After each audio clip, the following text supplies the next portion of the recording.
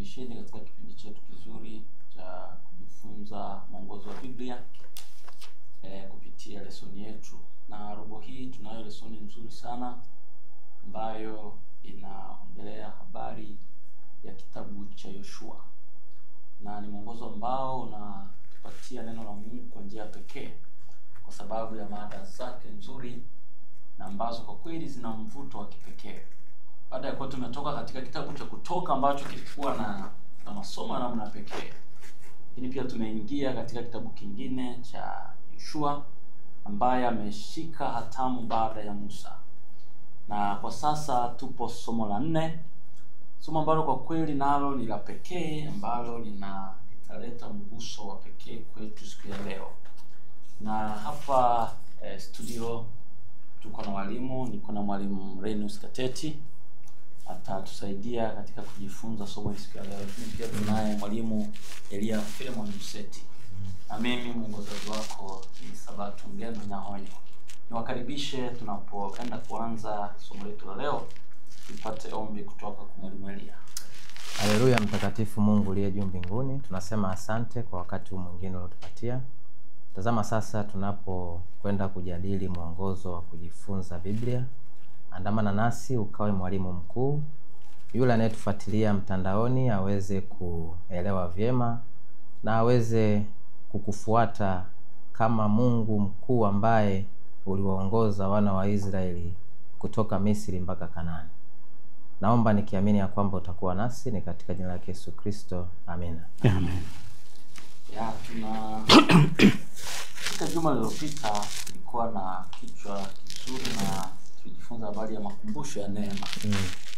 Na tulipata maneno mengi. Niombe tu mwalimu Elia, unaweza kutukumbusha kidogo kwa uchache? Naam, tulijifunza na tukaona wana wa Israeli walikuwa wamefika katika hatua ya kuvuka mto Jordan. Na katika kuvuka kwao wakawa wameambiwa ya kwamba wakusanye mawe, ambayo mawe hayo yangekuja kuwa ukumbusho kwa vizazi ambavyo vingekuja baadaye, kuwa na taswira ya namna Mungu alivyowavusha.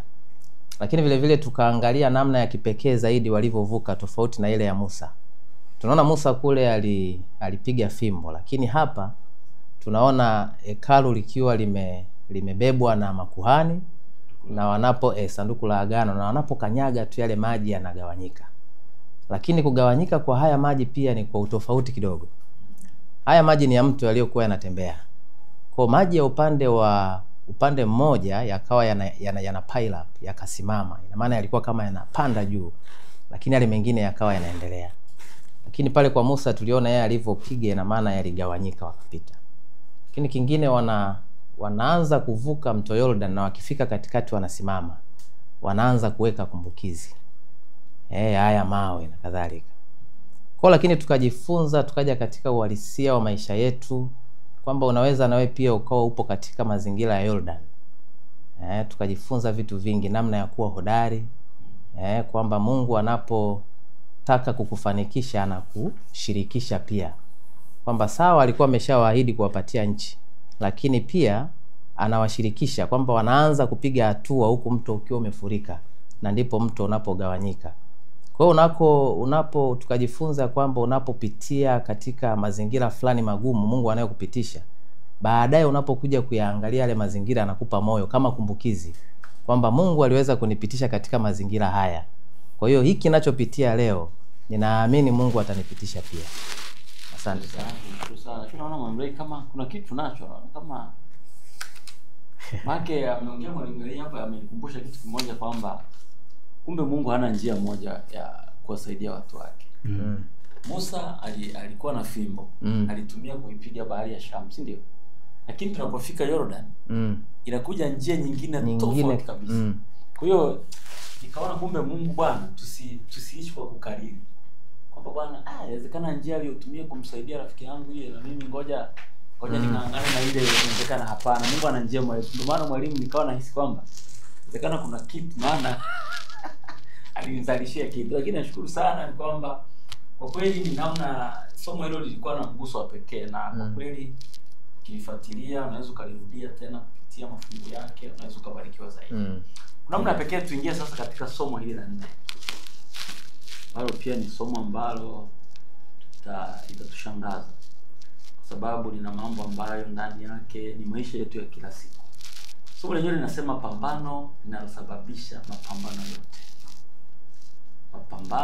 Pambano linalosababisha mapambano yote. Na kuna mafungu kadhaa hapa ambayo ni elekezi. Tuna Yoshua 5:13, Isaya 37:16, Ufunuo 12:7 hadi 9. Na hilo fungu kwa kweli inabidi tulisome kabla hatujasoma lile fungu, maana kichwa cha somo kinatuambia pambano linalosababisha mapambano yote. Ili na msikilizaji wetu aweze kupata angalau kwamba apate picha halisi. Ufunuo 12 fungu la 7 anasema, alisoma hapa. Kulikuwa na vita mbinguni. Mikaeli na malaika zake wakapigana na yule joka. Yule joka naye akapigana nao pamoja na malaika zake. Nao hawakushinda, wala mahali pao hapakuonekana tena mbinguni. Yule joka akatupwa, yule mkubwa, joka wa zamani aitwaye Ibilisi na Shetani, audanganyaye ulimwengu wote, akatupwa hata nchi, na malaika zake wakatupwa pamoja naye. Kwa fungu hili tunapata maana ya pambano linalosababisha mapambano yote. Sasa fungu la kukariri ambalo ni la wiki hii ni Yoshua 10:14. Yoshua 10:14. Tukilisoma hili tutaunganisha, nitakuja kwa mwalimu Renos atazungumza kutoka katika lile fungu la Ufunuo, lakini pia tutaunganisha na hili fungu la kukariri. Yoshua 10 fungu la 14, neno la Bwana linasema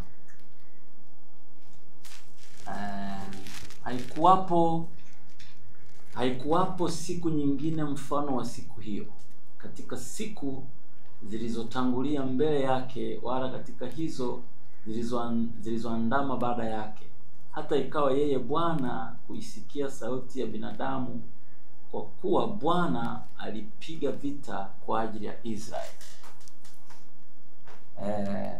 Hapa tumeshapata ile mapambano yote, lakini tuna hili fungu la kukariri ambalo linatuonyesha namna ambavyo Bwana alipigania Israeli. Sasa mwalimu, unaweza tukaanzia hapo kwamba pambano linasababisha mapambano yote. Asante sana. Karibu. Katika usomaji wa ile fungu kuna sehemu mbili, au somo letu linasema kwamba pambano linasababisha mapambano yote, the conflict behind all the conflict. Kwa sasa tujue haya mapambano mengine ni yapi. Haya mapambano mengine yapo katika fungu letu la kukariri, ambapo ukisoma fungu letu la kukariri nasema kwamba Bwana aliwapigania Waisraeli. Swali linakuja kwamba aliwapigania lini? Ukisoma historia ya kitabu cha Joshua, tunachokiona kwamba Bwana aliwapigania kipindi ambapo kulikuweko na utoaji wa nchi. Na baada ya kuangamiza Yeriko, kuna falme kadhaa ziliungana ili ziweze kupigana na nani? Na Israeli. Ukisoma katika kitabu hiko kinasema kwamba Yoshua alichokifanya, alienda akilitoka Gilgal. Kumbuka makumbusho yalifanywa katikati ya mto, sawa na makumbusho mengine yakafanywa wapi? Gilgali. Sasa hizi falme zimeungana ili kupigana na Israeli. Na wakati huo sasa sehemu ambapo Waisraeli walikuwa wamekambika ilikuwa ni Gilgali. Kabidi Yoshua atoke aende akamlilie Bwana, azungumze na Bwana. Na Bwana akamwambia kwamba hao nimewaweka mikononi mwako tayari. Hilo likawa ni jambo zuri kwa nani? Kwa hiyo Bwana alivyowaweka zile falme mikononi mwake, ukiachilia wale wa Gibeoni ambao walikuwa wameshaungana na Waisraeli, sawa Kwa hiyo falme zingine zikabaki zenyewe, zikaazimu kwenda kuipiga Gibeoni. Sasa unajua kulingana na makubaliano yaliyokuwepo, ukiipiga Gibeoni ujue umeipiga na Israeli. Kwa vita vikanata pale na Israeli akapigana. Neno linasema kwamba hakukuwepo na siku ambapo Bwana aliweza kusikia. Alimsikia nani? Mtu. Na Bwana akapiga nao. Bwana alimsikia Yoshua alivyosema naye, na hivyo akapigana. Zile falme zingine zote zikafanya nini? Zikashindwa. Sasa ukiendelea kusoma Biblia vizuri, anasema kwamba kulikuwa na falme zingine za kusini, zote zikasarenda. Hayo ndio mapambano ambayo yalikuwepo. Lakini nyuma haya mapambano, ni pambano lipi ambalo lilisababisha haya yote? Ili pambano linakuwa la nyuma zaidi. Pamoja na kwamba ili pambano linaweza tukalitamka kwa namna yoyote ile, kama Ufunuo alivyosema, kulikuwepo na pambano wapi? Mbinguni, Mikaeli na malaika zake. Lakini yote tunajumuisha katika neno kuu moja, ni pambano kati ya wema na nini? Na ubaya. Kwa hiyo haya mapambano yote tunapambana kati ya wema na ubaya. Na sasa tukianza kupanua hapo wema na ubaya, wema na ubaya uko katika nyanja zote za maisha yetu. Iwe ni kwenye familia, kuna wakati mwingine watoto wanalia, mbona huyu anitendei wema? Mbona huyu anatendea baya? Kilio cha wote katika magomvi yanayotokea ndani ya familia, ndani ya jamii, ni katika kutendewa wema na ubaya, haki na dhulma, mambo kama hayo. Kwa hiyo hata kwa wafalme pia nao ni katika haki na nini? Na dhulma. Wanapopambana wanahangaika kwamba nani ana haki ya kukaa mahali fulani, nani anatendewa wema, nani anatendewa ubaya. Hukumu zote zinaongelea katika jambo hilo: haki, wema, ubaya, uovu. Kwa hiyo pambano katika linalosababisha mapambano yote ni pambano lililo kati ya wema na nini? Na ubaya. Asante. Tunashukuru sana wapendwa, tunazidi kusonga mbele kubarikiwa. Na kwa kweli tunapozidi kwenda mbele tutagundua tumeshapata kionjo kwamba tupo katika pambano ambalo asili yake kama nilivyogusia, na sasa tupo katika vita hiyo yenyewe. Sasa tunapambana katika kuchagua wema na ubaya. Tupo katika kuchagua. Kwa hiyo somo la leo tunazidi kusonga mbele, tukisoma Yoshua 5. Yoshua 5 fungu la 13. Yoshua 5 fungu la 13. Mwalimu Elia 5:13 inasema, ikawa hapo Yoshua alipokuwa karibu na mji wa Yeriko, akavua macho yake na kuangalia, na tazama, mtu mume akasimama kumkabili mbele yake, naye alikuwa na upanga wazi mkononi mwake. Yoshua akamwendea na kumwambia, je, wewe upande wetu au upande wa adui zetu? Sasa Yoshua hapa tunaingia kwenye pambano. Tunaangalia tayari Yoshua anatazama, anaona kuna mtu mwanaume amesimama, na anapata shauku ya kumuuliza, bwana, uko upande wetu? Ina maana mtu anapokuuliza hilo swali, ina maana hapo kuna pande ngapi? Kuna pande mbili. Na kwa maana hiyo inaonyesha kabisa hapo kulikuwa na vita. Kwa hiyo Yoshua anataka kujua, wewe upo katika upande wetu au upande mwingine. Kwa hiyo kwa maana hiyo katika hii vita ambayo sasa tunataka kuiona, Yoshua anamuuliza huyu mtu aliyemuona alikuwa anamaanisha nini? Nichangie kidogo hapo. Fikiria sasa wameshavuka mto Yordani na wapo katika ardhi ya maadui zao, maana hii ni vita. Walipofika katika ardhi ya maadui zao, anaonekana mtu akiwa tayari ameshachomoa upanga. Unajua upanga unakuaga na kava yake ile, na obvious walikuwaga wanavaa kama Wamasai wanavyovaa kiunoni. Lakini huyu anamuona akiwa ameshauchomoa ule upanga, ameushika, na yupo katika nchi ambayo sio yao. Yaani ni nchi yao kiahadi, lakini tunasema ya kwamba alikuwa tayari ameshaingia katika nchi ya maadui zake. Kwa hiyo hali inayokuja ya kwanza, hata ungekuwa ni wewe, ungejua hii ni ishara ya vita. Huu upanga umeshatoka, ina maana hapa ni vita. Kwa ndipo Yoshua anapouliza lile swali ya kwamba uko upande wetu au uko upande wa maadui zetu. Ni kwa sababu ya kile alichokuwa amekiona kwamba huu upanga umeshatoka katika sehemu yake husika. Na huyu malaika na huyu mtu anajibu, anasema, mimi sipo katika upande wote, mimi ni kamanda Bwana. Na hapo ndipo tunapokuja sasa kuanza kuchimba zaidi, kutaka kugundua Yoshua mpaka kumuuliza huyu ambaye alikuwa amechomoa upanga na huyu aliyechomoa upanga anayesema ni kamanda wa Bwana, huko nyuma kote hajawahi kuja katika mazingira haya. Ni kwa nini katika kipindi hiki anakuja katika umbo la binadamu? Tangia kipindi cha Kutoka hatujaona malaika yeyote aliyekuja katika mazingira akijitambulisha kama kamanda. Lakini nakuaje katika kipindi hiki ambacho Yoshua na wana wa Israeli wameingia katika nchi ya Yeriko? Ndilo swali ambalo tunataka tuliweke hapo. Sasa cha kwanza ambacho mimi nilikipata, mpaka yeye kushuka katika mazingira yale physically katika muundo wa binadamu, ni kuatia moyo kwanza wana wa Israeli. Ni kuatia moyo kwa sababu Kanaani kama tulivyoielezea mwanzoni haikuwa nchi ya mchezo. Wakazi wa Kanaani hawakuwa wa mchezo. Yeriko yenyewe ilikuwa imejengwa na kuta ambazo zimeenda juu.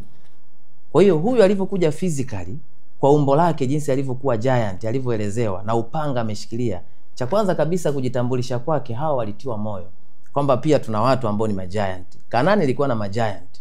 Hata pengine huko nyuma walipokuwa wamejilinganisha kipindi cha kupeleleza ile nchi, walisema kabisa tumeona manefili huko, sisi ni kama panzi. Kwa hiyo huyu aliyekuja kamanda, cha kwanza alikuwa ni kuwapa encouragement kwamba inawezekana. Hilo ni la kwanza.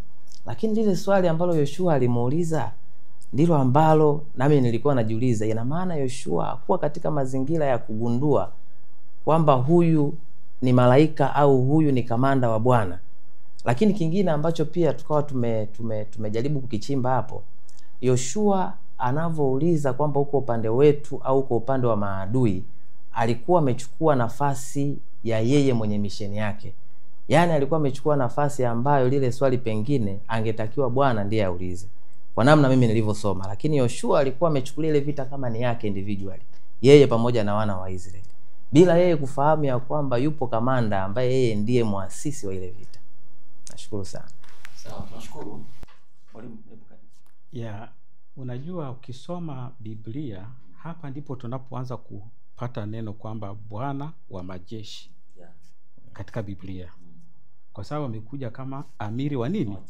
Wa jeshi la Bwana. Sasa lazima tujue jeshi la Bwana ni nini.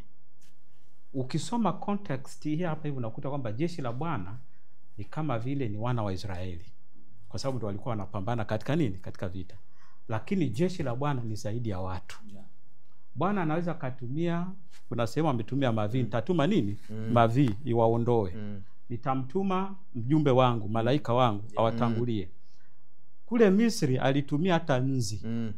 Alitumia hata vyura. Yote yale ni majeshi ya nini? Ya Bwana. Kwa hiyo Bwana hana limitation ya majeshi. Anapokuja kama jeshi anataka kutufafanulia kwamba yeye kitu chochote kinakuwa kwake ni nini? Ni jeshi la kutimiza makusudi yake anayoyataka. Hilo ni jambo la kusisitiza katika hilo. Kwa hiyo tunaye Bwana ambaye kweli atatupigania.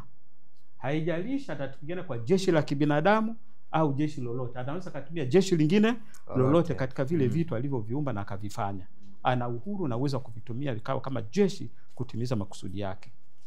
La kwanza. La pili, Joshua anapouliza kwamba uko upande wetu au upande wa maadui zetu, ni hulka ya kibinadamu kutaka kwamba linapotokea jambo upate support. Upate nini? Support. Uwe na watu ambao wanakuunga mkono. Unaona pale? Ni hulka ya kibinadamu. Kwa hiyo Joshua kumuona huyu mtu ambaye ni giant na ana upanga na yuko katika hali ya kukabiliana na vita na watu fulani, lazima apate wasiwasi kwamba huyu sasa nimekutana naye ataniunga mkono au ataunga upande mwingine. Anapojitambulisha kama Bwana, unaona pale, Joshua kwanza anapata nafasi ya kufanya nini? Kumsujudia na kumpa heshima yake stahiki. Lakini swali linakuja kwamba sio swala kwamba yeye au upande wetu. Ila ni swala kwamba sisi tuko upande wake au upande mwingine. Kwa hiyo swali la Joshua ni swali ambalo ni la kibinadamu zaidi, ambalo linataka Bwana au upande wetu. Wakati nikisoma hili jambo, hii sehemu, mimi ilinifurahisha kidogo. Na ilinifanya kwamba sisi wanadamu huwa tunataka kujitengenezea miungu ambayo yuko upande wetu. Lakini sio kwamba sisi tunakuwa upande wa nani? Wa Mungu. Kwa hiyo lazima tujue kwamba sisi ndo tunatakiwa kuwa upande wa nani? Wa Bwana. Sio kwamba Bwana au upande wetu. Hapana. Sisi ndo tu upande wa Bwana. Yeye Bwana siku zote yuko nasi na anatutaka na anatukubali. Shida ni sisi hatui upande wa nani? Wa Bwana. Kwa hiyo kinachohitajika ni sisi kuwa upande wa Bwana na si vinginevyo. Tumeona jinsi Bwana pambano limeanza. Sasa tupo ndani ya pambano. Yaani hata sasa hapa tupo ndani ya pambano. Lakini neno linatuonyesha kwamba Bwana ni mpambanaji wetu. Ni kwa namna gani Israeli walitakiwa kumtegemea Mungu ili awapambanie? Ndio tuanzia. Nashukuru sana Bwana Sabato. Nianze nyuma kidogo. Haukuwa mpango wa Mungu Israeli ipitie katika vita. Mungu aliwaahidi kuwapatia nchi. Na anaeleza namna ambavyo wangeifikia ile nchi na kuitwaa vizuri kabisa bila vita. Ya kwamba yale mataifa ya Kanaani yangeondoshwa taratibu. Na hiyo kazi yote ya kuyaondosha angefanya Mungu mwenyewe. Lakini ni kwa nini hao wanaingia katika vita? Hilo ndilo swali linalokuja hapo. Kwamba ni kwa nini sasa wanahusishwa na mapambano? Wanaingia katika vita kutokana na ukaidi.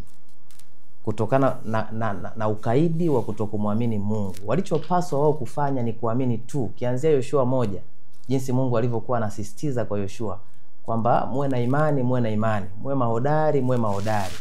Kutokuamini kwao, Mungu ikabidi atumie njia nyingine ya kuwafanya hawa waweze kukumbuka. Yaani kuna namna Mungu anaweza akakupitisha katika mazingira ambayo Sabato mwishoni ukakumbuka kwamba ngoja nimrudie Mungu. Ndicho kilichofanyika. Kwa hiyo wao kupitia katika vita haukuwa mpango wa Mungu wa awali. Mpango wa Mungu wa awali alikuwa apambane yeye mwenyewe. Wao walipaswa kuamini tu. Yaani jambo lilikuwa ni moja. Kama ambavyo hivi leo sisi tunapaswa kuamini. Sasa lakini hawa kutokana na kutokuamini kwao walijikuta wanaingia katika mlolongo wa haya mapambano. Kwa hiyo sasa mwisho wa siku tunaona hata katika mapambano haya Mungu pia alikuwa anawashindia. Ina maana Mungu pia aliwapa nafasi nyingine ya pili. Kwamba hata pale ambapo iliwabidi awaingize katika namna fulani waweze kumkumbuka, bado mkono wake haukuwa mzito. Huko pia aliwashindia. Katika nyongeza ya hapo utakuta kwamba hichi unajua ni kizazi cha pili cha wale waliotoka wapi? Misri. Kwa wale walioshuhudia matendo makubwa ya Mungu wengi walishakufa. Ingawa waliyashuhudia, lakini kwa namna moja au nyingine walikosa kumtumainia nani? Mungu kwa nyakati fulani. Kikaja kizazi cha pili ambacho kimepata masimulizi ya matendo ya nani? Ya Mungu. Ingawa wameshuhudia pia kwa kipindi hiki chote cha jangwani mpaka miaka 40, kuna mengi nao wameshuhudia. Lakini katika ushuhudiaji huu bado matumaini yalikuwa yanafanya nini? Yanapotea. Kwa sasa Bwana anataka awaweke katika ile hali ambayo wao wenyewe wanapata uzoefu wa kumtumainia nani? Mungu. Na mojawapo sasa uzoefu ni kuwaruhusu kuingia katika haya mapambano ya nini? Na jamii hizi. Ili pale wanapomtumainia Mungu wanakuwa kumbe hii hapa iko inafanya kazi, ina work out hapa. Wakikosa kumtumainia Mungu wanaanguka. Wakimtumainia Mungu kweli Bwana. Kwa hiyo Mungu aliwaweka katika reality, uhalisia wa kumtumainia yeye ili waweze kupata ushindi. Ngoja niwasomee kutoka 2:23. Kuna kitu nataka tukione kwamba Mungu anavyowatazama watu wake. Wanapokuwa kwenye shida na kwenye dharubani, tuone anavyowatazama. Hata baada ya siku zile nyingi mfalme wa Misri akafa. Wana wa Israeli wakaugua kwa sababu ya ule utumwa, wakalia. Kilio chao kikafika juu kwa Mungu kwa sababu ya ule nini? Utumwa. Mungu akasikia kuugua kwao. Mungu akakumbuka agano lake alilofanya na Ibrahim na Isaka na Yakobo. Mungu akawaona wana wa Israeli na Mungu akawaangalia. Nataka kusema nini bwana?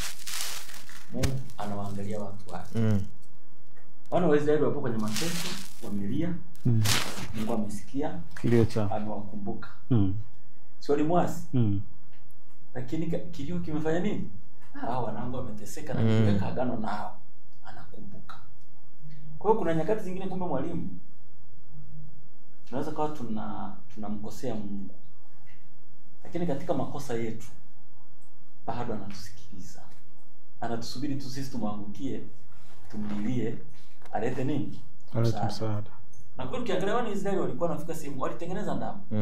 Kwa sababu hii safari Musa yuko nao wametengeneza ndama na wameona yale matendo makubwa aliyofanyia Misri, lakini bado wamepotea. Lakini hapo wanalia kwa sababu ya mateso yamekuwa makubwa. Unaweza kumsemaje Mungu hapo Mwalimu? Mungu, mimi kuna nyakati fulani nawaambia watu kwamba unajua cha msingi ni moyo, nia ya moyo, nia ya dhati ile ya moyo hiyo. Ile ndiyo cha msingi. Hata kama kwa katika utekelezaji wako unaweza kukosea hapa na pale, lakini nia yako ya moyo ilikuwa wapi? Na ndio maana mahali fulani anasema kwamba Mungu hatazami nini? Umbo. Anatazama moyo. Yeye anatazama nini? Moyo. Anajua kwamba kwa moyo wetu ndio kule kujitoa wetu kuliko kuthabiti. Kwa sababu maficho ya matendo ya mwanadamu mabaya yako wapi? Moyoni. Kwa hiyo moyo ule anaousoma ule ndio unaofunua uthabiti na uhalisia wako mbele zake. Kwa sasa hapa kuna pambano, kuna issue ya Farao kama mfalme na kuna wana wa Israeli pia. Mungu alijitambulisha au Waisraeli walijitambulisha siku zote kwamba kuna Mungu wa Ibrahimu, Mungu wa Isaka na Mungu wa nani? Wa Yakobo.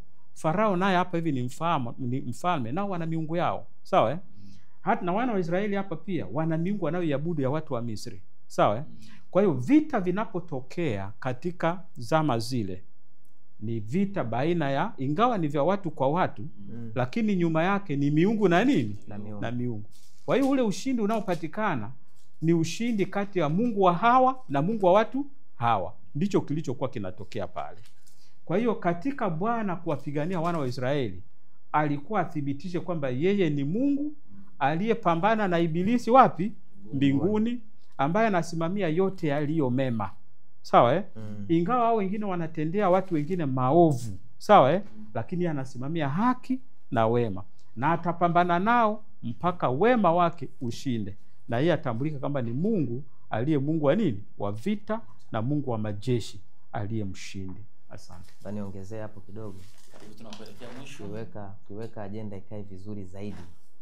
Kwamba hawa Wakanaani pia waliumbwa na Mungu huyu huyu. Wana wa Israeli pia waliumbwa na Mungu huyu huyu. Kwa hiyo Mungu ni yule yule.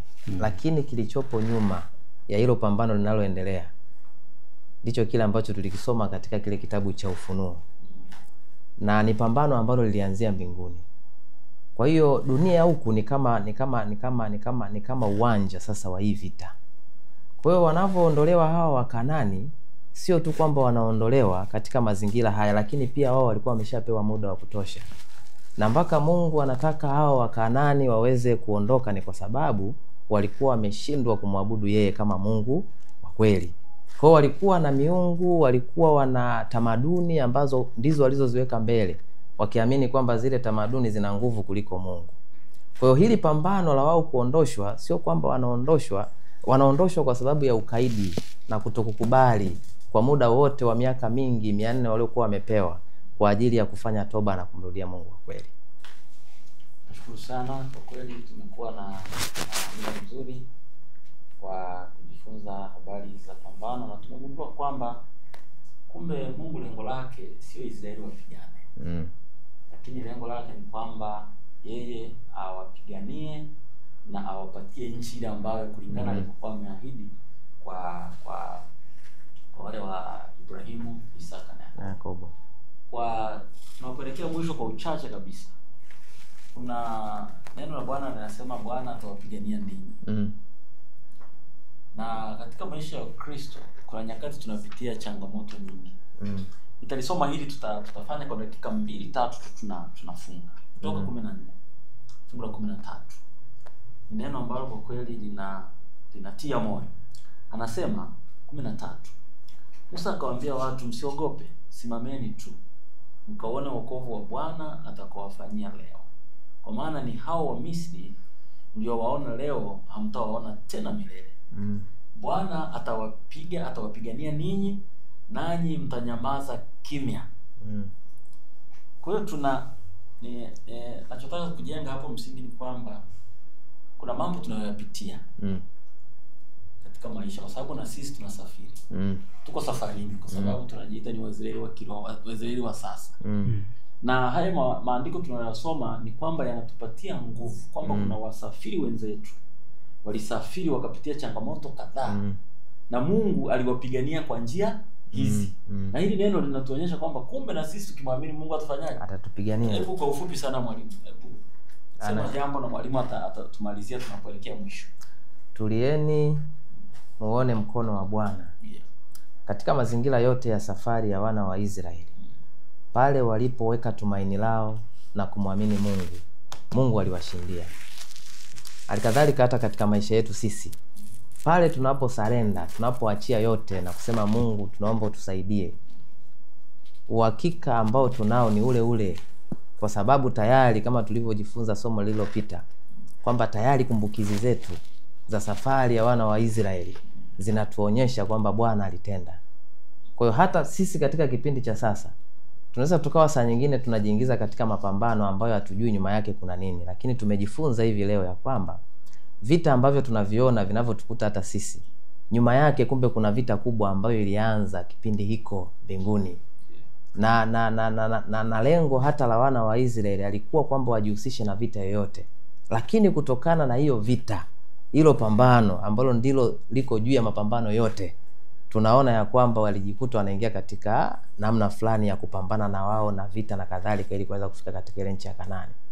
Sasa hivi unaona kabisa Afrika ni vita, ukienda Asia ni vita, ukienda Israeli ni vita, kila kona ni vita.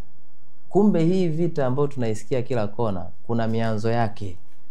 Na hapa duniani ni sehemu tu ya uwanja ambako ili pambano linapigana, lakini tunapata tumaini katika hilo fungu ya kwamba pale tunapomtumaini Mungu, yeye ndiye atakayetupambania, ndiye atakayetupigia, kwa sababu tupigania, kwa sababu hii vita tunayoiona sisi tunagombana hapa na pale sio ya kwetu wala ituhusu, lakini hii ni ya kwake yeye peke yake.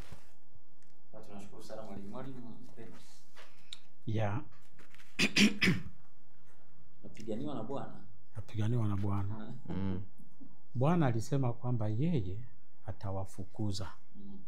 Lakini badala yake ametumia nafasi au fursa ya kuwatumia wana wa Israeli kuingia katika nini? Katika vita. Na hii option hii, uchaguzi huu hapa hivi, unaonekana kama ni bora, kwa sababu unawafanya Waisraeli kumtumainia nani? Mungu zaidi katika mapigano na vita vyao. Na ndiyo njia ambayo Mungu alifanya nini? Aliona kwamba na waliingia hivi kwa sababu walikuwa na roho ya kutokuamini na roho ya kutomtumainia nani? Mungu. Kwa sasa Bwana akatumia utaratibu huu ili kuwarudisha katika kumtumainia Mungu siku zote. Kwa hicho kitu kimeendelea katika kipindi chote, na hivyo wana wa Israeli wanashuhudia mpaka leo hii kwamba Bwana alikuwa upande wao, na pale walipomtumainia pasipo masharti yoyote, Bwana aliwashindisha vita pamoja na wale walio wakubwa. Kumbuka kule mwanzoni hawakumtumaini. Ndio maana ikabidi wazunguke miaka 40. Ilivyofika hapo sasa wamefundishwa kumtumaini. Sasa hivi wanaona mkono wa Bwana unavyofanya nini? Kile ambacho Bwana angekifanya kipindi kile, sasa anakifanya sasa hivi. Na vita wanashinda, na nchi wanateka na wanatwaa. Kwa hiyo kumtumainia Bwana ndio njia pekee ambayo sisi tunaweza tukawa naye pasipo kuwa na, Waingereza wanasema reservation yoyote. Usimtumainie Bwana huku moyoni una kitu umekificha kwenye kona fulani ya nini? Ya moyo wako. Kwa sababu Bwana anasoma yote. Lakini ukimtumainia kwa moyo wote, utaona mkono wa Bwana unavyotenda kazi. Hata kama utapita katika njia ngumu, yeye atatupigania na atatuweka huru. Asante sana. Nashukuru sana watazamaji wetu, tunaendelea kuwakaribisha, na tunashukuru kwamba tumepita katika somo hili. Tumeona kwamba Bwana ndiye mpiganaji wetu na Bwana ndiye mshindi wetu. Kwa namna ya pekee sana, kama unapitia changamoto, matatizo tunajua ulimwenguni hapa sasa kuna matatizo mengi, maradhi na mambo ya hapa na pale, unyanyasaji, mlilie Mungu, mwambie shida yako, sababu kuna nyakati Mungu wana wa Israeli walimlilia wakiwa Misri. Aliwasikia na akawatoa utumwani. Na sisi pia kwa sababu tunapitia na tunasafiri, Mungu hawezi kutuacha.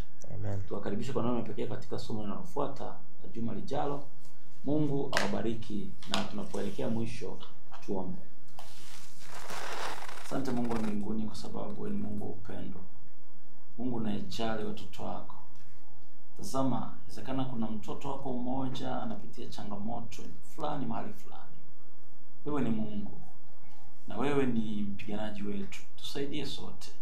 Tufanikishe mmoja wetu aliye katika hilo tatizo, kamsaidie, kamtoe ili kwamba kesho asimame katika ushuhuda akikushangilia kwamba wewe ni mshindi wake. Tunajiachilia kwako tukiamini utakuwa nasi katika jina la Yesu tumeomba. Amen. Amen.